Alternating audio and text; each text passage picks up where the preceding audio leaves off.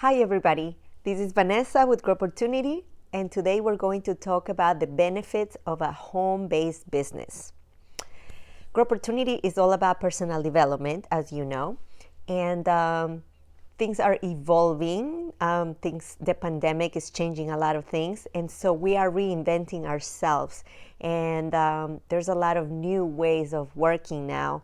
And I want to tell you some things that I learned for the self-employed. So there is a big difference between being a business owner and a self-employed. And there's a lot of similarities as well, but we're going to talk about self-employed. Now, I'm going to tell you two things. One, I am not a tax expert or accountant, CPA. I'm none of that.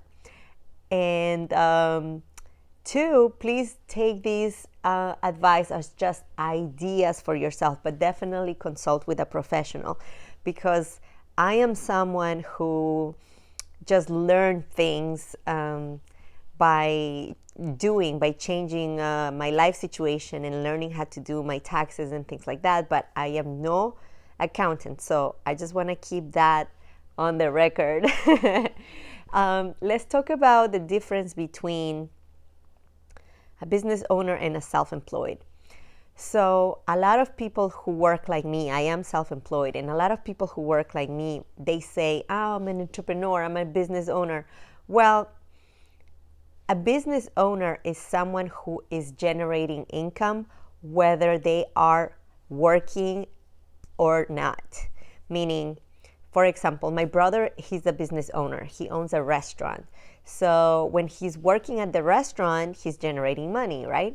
But when him and his wife, who of course also owns the restaurant, when they take a day off, when they take a vacation, when they are home, they are just looking at the cameras and they just make sure everything's okay, and the money keeps generating because they have employees, because they have a system, because everything is already put together to work. So they are business owners. They generate money whether they are at the restaurant or not. A self-employed person, maybe we don't work for somebody else, maybe we are our own boss, but we generate money only if we are present and working. So we have created jobs for ourselves. We're just not working for someone else. Now, of course, a self-employed can become a business owner because eventually you can have employees, or you can come up with a way, maybe online, that your business is going to generate money whether you're working or not, okay? I want the videos to be timeless. However, we cannot ignore that we're going through the pandemic and how it is affecting everybody and how it's changing things. A lot of people are working from home right now. They are behind the computer and their kids are doing distance learning. Some are partially going to school, some are not. And everybody's stressed out, everybody's super busy, and they have the people working from home have found a way to make a little corner their new office. Now, those are actually, even though they're stressing, those are the lucky people, because there's a lot of people who have lost their jobs. They have either quit or let go because of the pandemic, because there's no way to pay them. You know, places cannot afford to have as many employees, etc. So a lot of you guys are trying to come up with new ideas to create a business, and a lot of you may not go back to work for somebody else. Maybe you want to be self-employed and work for yourself. And there is a lot of home business ideas that you can come up with depending on what you are good at and what your skills are. But there are a lot of benefits of having a home-based business that can save you a lot of money. And I'm going to talk about the things that I have learned throughout time, because my business is hair. I do hair, and I used to work for somebody else. And I worked for commission, and I was an employee. And then I became an independent contractor, and which is you file as self-employed, but you're still working for somebody else as a contract, but you're still working for somebody else. And eventually now I am completely and 100% self-employed. Not a business owner, self-employed. So remember, there's a difference about that. The things that I learned are quite magical. They change your life so much. If you have a business that is based at home, when you do your taxes, you have to file what's called Schedule C, which are all your expenses. And the beauty about having a home-based business is that you can claim a lot of things that you can't even imagine. If you set up a small area in your home and make it an office, you can claim part of your rent and part of your mortgage as an home office. So there are a lot of rules. You cannot just claim your entire living room and say, oh, well, this is my office. No. There's measurements and rules that they allow you to claim, but it is a percentage of what you pay for your home that you can claim for your while you do your taxes. There's also things like other expenses. If you use Wi-Fi, your internet, you can put it on your taxes. If you use your cell phone to speak with clients or potential clients, you can put your cell phone bill. If you drive to places, some rules have changed, but there's a lot of car expenses. Your accountant will ask you, I don't know how it will be this year, but before they would ask me how many miles I drove, what my car was worth when I bought it, what it's worth now, how much I paid for registrations, taxes, inspection, all these things. And like I said, I don't know. Again, I'm not a professional. I don't know if all those things matter now, but ask your accountant, because I have always put stuff about my car there. You also claim things like all the supplies that you buy. If you need a new computer, if you buy a new cell phone, if you buy any type of equipment, put it on your taxes. Trainings, classes, if you travel for those trainings, you can put your travel expenses there. Some things, the last time I did my taxes, some things did change, but I am pretty sure that there's a lot that you can still claim. And again, your accountant will help you. But all the travel expenses, flights, meals, Uber rides, any kind of things like that. When you have, when it's the holidays and you're giving your clients gifts and thank you cards and things like that, talking about cards, business cards, brochures, anything that you pay for the business, you can claim. Your children, you can actually employ your children and pay them and claim them on your taxes. So what could kids do for your business? If you have a lot of thank you cards that you like to mail, you can have the kids put each envelope, close them, put stamps on it, help you clean the office, help you organize the paperwork, receipts, and things like that. And you can pay them a salary and claim that on your taxes. And what else can you claim? Everything that you use for your business, claim. And keep all the receipts with you. If you have everything online, just make sure you have everything in a folder. If you have everything on paper, make sure you have everything in a folder for the year. Be very organized from the beginning, because you may need to show receipts. When you itemize, you need to show receipts for everything. If you just take the regular deductible, you don't need to have any receipts. You can just toss everything. But if you're going to itemize and claim each thing, keep receipts for everything you do. But there is a lot of benefits for home businesses. These rules are created for you to declare your income, deduct everything that you spend for the business, and then what is left is your taxable income. So they will tax you according to what is left after all your expenses. So if you, depending on the kind of work that you do, if you have to wear certain clothes or certain shoes, you can claim those as uniform. If you have to do dry cleaning for those things, you can claim those things. As long as you wear them for work, and as long as it is for work, you can claim things like that. And it's great because you pay a lot less taxes than when you are a W-2 and work for someone. They take a lot of taxes, but if you work for yourself, you can claim all those expenses yourself, and you have control of what goes in and out. Now, ideas for a home-based business, depending on what your skill is, you can turn it into online business.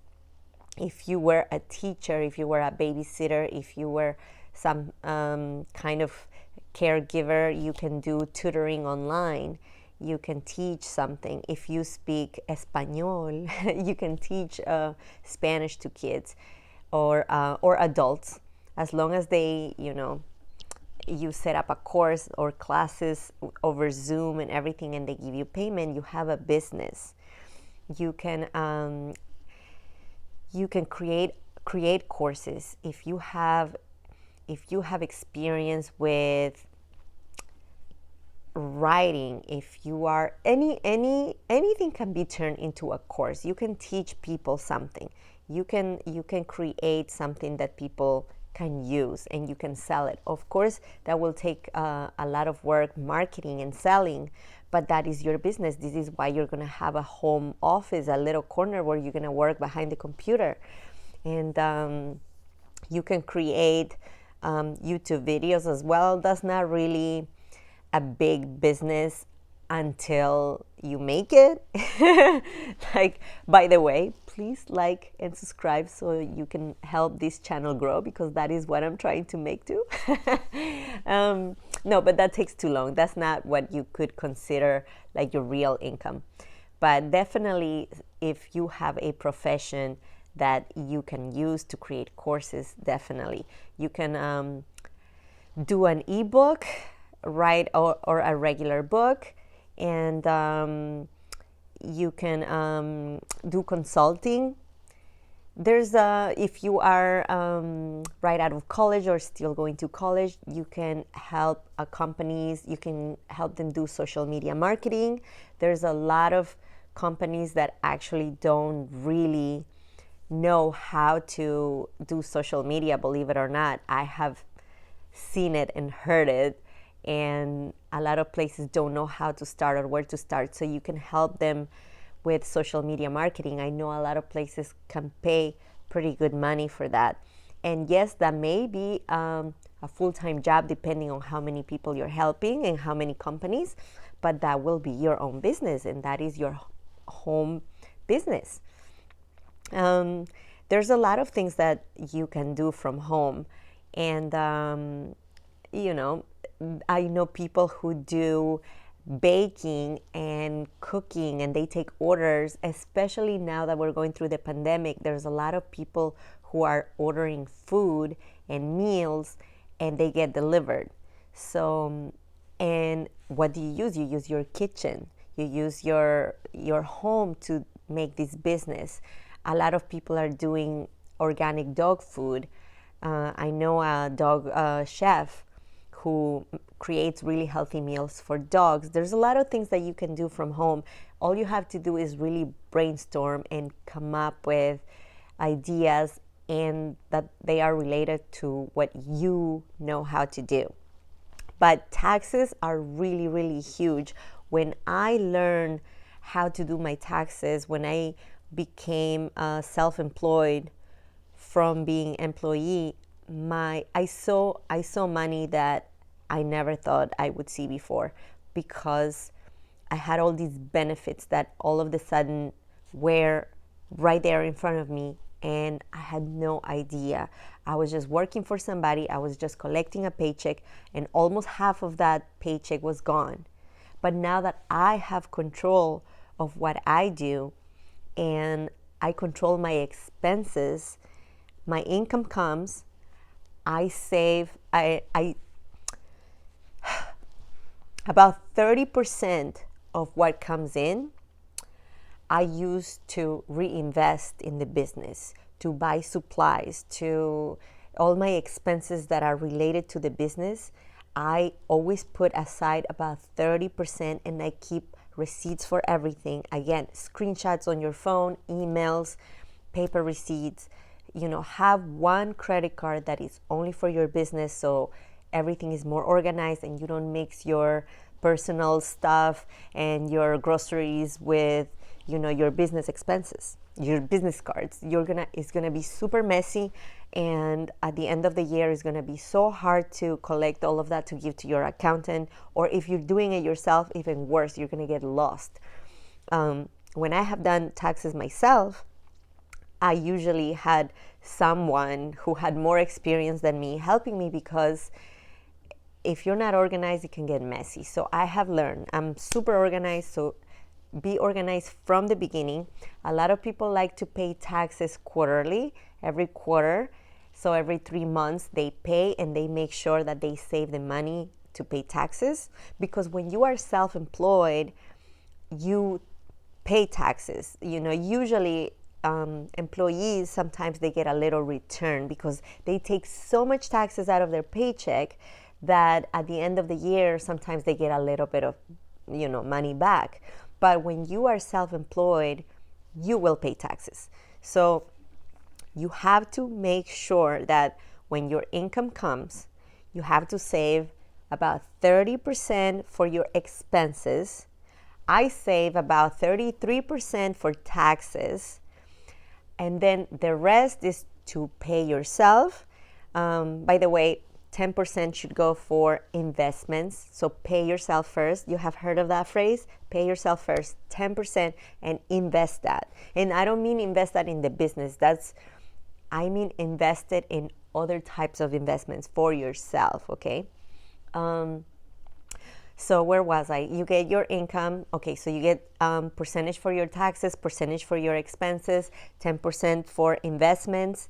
Then you pay your own salary, and then from there, from your salary, you decide, what percentage goes to your retirement, what percentage goes to your personal expenses, to your bills, your groceries and electric bills, and et cetera, and then what is left, maybe you can have a little bit of fun. Hopefully, if you're managing your money right, you will have money for traveling, for buying things, or if you have children, to take them out and enjoy, and I don't know, take them to Disneyland when things are back to normal. And maybe I should make another video about budgeting, because that is another thing that has to be very organized. But home-based business, think about it. Try your best to come up with it. It can even be something small. It can be a side gig if you already have your regular job. Maybe right now that people have a little bit more time, that now that we're home a little bit more and we're not going out on the weekends, if you want a little bit of extra money for the future, maybe come up with a little side gig that is based at home, so you can get all these benefits. Okay, I hope you like this video. Please like, share, and subscribe. And if you have any more comments or advice for us, please comment down below. And I have an announcement. I will have a video with an interview with somebody. I don't wanna spoil it and say who it is, but it's somebody who has done tons of great things for our community, and he's going to give us a lot of tips and advice for personal finances, and talk about the importance of finance literacy. My accent is killing me. And it's going to be really, really good. I'm already working on the interview, so please stay tuned. I will post that later, but you will definitely get notifications if you hit the bell button. So please, please subscribe, because a lot of really good things are coming for next year. And we're going to learn a lot on how to make money, how to keep money, and how to grow money. Okay? Yes, we're making money. 2021 is going to be our year. Okay? Take care.